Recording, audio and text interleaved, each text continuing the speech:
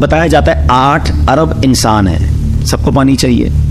پھر بتایا جاتا ہے کہ جتنے انسان ہوتے ہیں نا ملٹی پلائی بائی 10 جانور ہوتے ہیں، تو اس کا مطلب کیا ہوا 80 ارب جانور ہیں. پھر بتایا جاتا ہے کہ اس کو ملٹی پلائی بائی 10 کرے تو اتنے پرندے ہوتے ہیں، تو 800 ارب پرندے ہیں، اور پھر کروڑوں اربوں خربوں پودے ہیں. ان سب کو روزانہ پانی چاہیے، اور اللہ کی شان دیکھیں، اللہ سب کو روز پانی پہنچا رہا ہے. دنیا میں پانی کا ایک ہی سورس ہے اور وہ بارش ہے. جی ہاں، پانی جو آسمان کی طرف جا رہا ہے نظر نہیں آتا، مگر یہ کیسی پائپ لائن ہے کہ روزانہ کروڑ گیلن پانی اوپر جا رہا ہے، بادلوں میں جمع ہو رہا ہے. آپ میں سے سبھی جہاز میں گئے، کئی بار گئے، جہاز میں ہم بادل کراس کر کے نکل جاتے ہیں، کبھی رائٹ لیفٹ کوئی ٹینکی نظر نہیں آتی.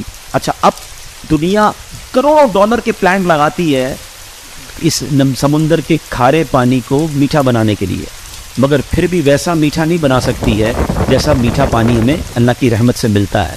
مگر آپ دیکھو یہ کون سا پلانٹ ہے اوپر کہ سمندر کا پانی اوپر گیا ہے، اور جب واپس آتا ہے تو بارش کا پانی دنیا کا بیسٹ منرل واٹر ہوتا ہے.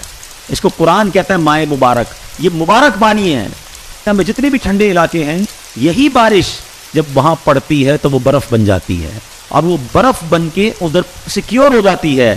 سردیوں میں پانی کم چاہیے ہوتا ہے، ہمارا گزارا ہو جاتا ہے، مگر جب گرمیوں میں پانی زیادہ چاہیے ہوتا ہے وہ برف پگھلتی ہے، آبشار بنتے ہیں، ندیاں چلتی ہیں، نہریں چلتی ہیں، دریاؤں کے ذریعے پورے وطن میں پانی جاتا ہے. اللہ اکبر! یہ بارش ہی ہے جو آپ کو ندی کے ذریعے، جو آپ کو بورنگ کے ذریعے، جو آپ کو کنویں کے ذریعے پانی ملتا ہے. اس کی جو سورس ہے، جو پانی کی آمد ہے، وہ بارش ہی کے ذریعے ہے. تو سبحان اللہ، میرے رب نے دنیا کے ہر انسان تک، ہر پودے تک، ہر جانور تک پانی پہنچانے کا جو نظام بنایا ہے، بندہ صرف اگر یہی نظام دیکھ لے تو اس کی عقل حیران ہو جائے اور بے ساختہ کہے کہ فَبِأَيِّ آلَاءِ رَبِّكُمَا تُكَذِّبَانِ. ہم رب سے دعا کرتے ہیں اللہ ہمیں برحمت والی، برکت والی بارش عطا فرمائے، اور پھر ہمیں رب کی قدرت پر یقین رکھنے والا اور اس سے مزید محبت کرنے والا بنائے.